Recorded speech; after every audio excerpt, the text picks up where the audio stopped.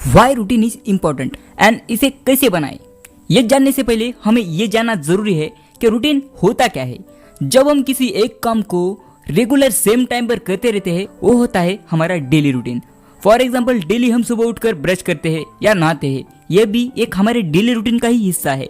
इसके अलावा और भी कई सारी चीजें जो कि हमारे करियर के रिलेटेड कई सारी बातें हो सकती है, वो भी हमारा डेली रूटीन का हिस्सा होती है या बन सकती है। और जो काम हमारे रूटीन का हिस्सा बन जाता है वो काम पहले से मुकाबले काफी आसान हो जाता है। जब हम कोई रूटीन बनाकर काम करते हैं तब हमें हमारे किसी भी काम को पूरा करने के लिए सेल्फ कॉन्फिडेंस बढ़ जाता है और हम हमारे सपने या टारगेट को आसानी से पूरा कर सकते हैं। वैसे तो दुनिया में करोड़ों लोग हैं, लेकिन उनमें से कुछ ही गिने चुने लोग ऐसे हैं जिन्हें हम जानते हैं। जैसे महान गायिका लता मंगेशकर, वो उनके 90 साल की उम्र में भी रियाज करते थे। सचिन तेंदुलकर, वो उनके बचपन से ही क्रिकेट की बहुत प्रैक्टिस करते थे, तब जाकर वो 16 साल की उम्र में ही इंडियन क्रिकेट टीम में ज्वाइन हुए। महान फुटबॉलर क्रिस्टियानो रोनाल्डो, कितने संघर्षों के बाद वो बने दुनिया के सबसे महान फुटबॉलर। ये जो भी महान सफल लोग रहे ना, उन्होंने बहुत ज्यादा प्रैक्टिस की और यही चीज उन्हें उन बाकी सब लोगों से अलग बनाती है। और ये प्रैक्टिस आती है एक फिक्स रूटीन से। आपने बहुत सारे लोगों को गाना गाते हुए देखा होगा, आपने बहुत सारे लड़के को गली में क्रिकेट खेलते हुए देखा होगा, लेकिन क्या उनका कोई रूटीन होता है? बिल्कुल नहीं। लेकिन रूटीन बनाकर इन्हीं चीजों की प्रैक्टिस की जाए तो कोई भी व्यक्ति इसमें महारत हासिल कर सकता है। वैसे तो बिना रूटीन बनाए भी आप कोई भी काम कर सकते हैं, बट आप जब रूटीन बनाकर काम करते हैं तब आप बहुत प्रोडक्टिव हो सकते हैं। आपके गोल्स को अचीव करने के लिए इससे बेहतर कोई तरीका हो ही नहीं सकता। बट एक अच्छा रूटीन कैसे फिक्स किया जाए और कैसे ये हैबिट डेवलप की जाए, चलिए जानते हैं।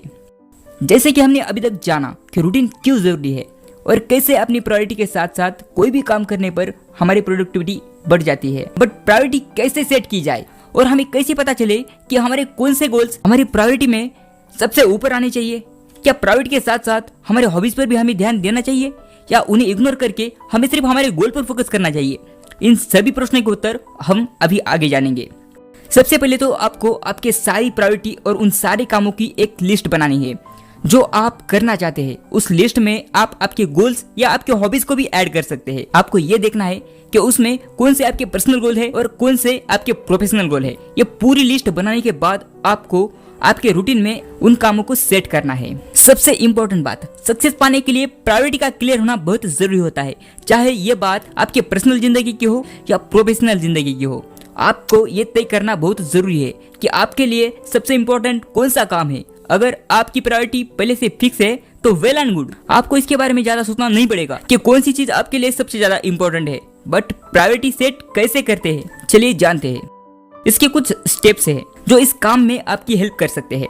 स्टेप नंबर 1, आपके गोल को आइडेंटिफाई करना, यानी कि आपको आपके लाइफ में क्या हासिल करना है, क्या बनना है, ये पता करना है। गोल्स दो टाइप के होते हैं, पर्सनल गोल और प्रोफेशनल गोल। पर्सनल गोल जो होते हैं वो आपकी जिंदगी को बेहतर बनाने के लिए होते हैं। फॉर एग्जांपल फैमिली के साथ टाइम स्पेंड करना या सुबह जल्दी उठकर कोई किताब पढ़ना या म्यूजिक सुनना, ये आपके पर्सनल गोल है। वैसे ही हमारी प्रोफेशनल लाइफ में कुछ प्रोफेशनल गोल होते हैं। वैसे तो गोल कई सारे प्रकार के होते हैं, जैसे आप कुछ सेविंग करते हैं या इन्वेस्टमेंट करते हैं, ये एक फाइनेंशियल गोल का हिस्सा है। अगर आप डेली सुबह जल्दी उठकर एक्सरसाइज करते हैं या वर्कआउट करते हैं तो ये आपके फिटनेस गोल का हिस्सा है। इसी तरह आपको आपके सभी गोल्स की एक लिस्ट तैयार करनी होगी, इसके बाद ही आप उन्हें पूरा करने के लिए आगे बढ़ सकते हैं।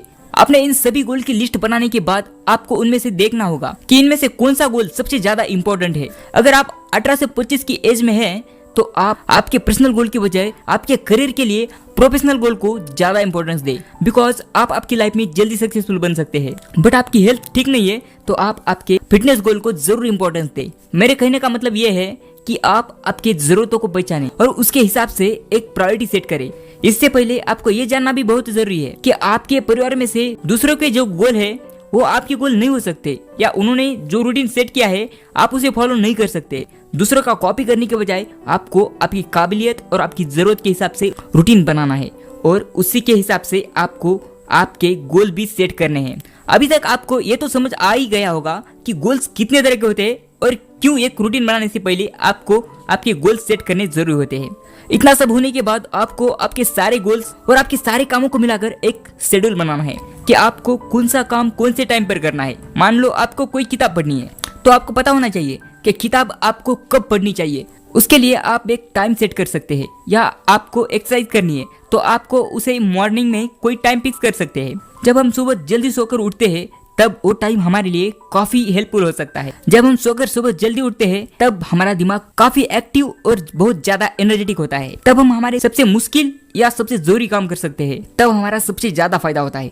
दुनिया में वैसे कई सारे सफल लोगों का मानना है कि सुबह सुबह किया गया काम इतना ज्यादा इफेक्टिव होता है जितना उसी काम को दूसरे टाइम पर करने पर वो इतना ज्यादा इफेक्टिव नहीं होता। बट आपको खुद को ऐसा लगता है आप सुबह सुबह इतना ज्यादा एनर्जेटिक नहीं होते, तो आपको जो टाइम सही लगता है उसके हिसाब से आपको शेड्यूल बनाना चाहिए। चाहे आप कैसा भी शेड्यूल बनाए, आपको आपकी प्रायोरिटी के हिसाब से सब कामों को टाइम देना ही होगा। आपकी नीड्स के हिसाब से आपके सभी कामों को आपको अलग अलग वक्त में बांटना है। इसका मतलब ये नहीं है कि आपको सिर्फ आपकी प्रायोरिटी पर ध्यान देना है या अपनी हॉबी को इग्नोर करें। ये ठीक बात तो है कि आप आपके गोल पर फोकस करें, लेकिन आप आपके छोटे छोटे शौक को भी पूरा करते रहे। तब आप सदा मोटिवेट होकर आपके गोल के ऊपर ज्यादा अच्छे से फोकस कर पाते हैं। जब आप लगातार 2 से 3 घंटे काम करने के बाद आप आपकी कोई पसंदीदा काम करते हैं तो उसके बाद आपकी जो भी थकावट होती है वो अचानक से गायब हो जाती है। वैसे ही आप शाम को आपके हॉबीज को एंजॉय करते हो तो आपको पता ही नहीं चलेगा कि आपने दिन भर कितना काम किया है।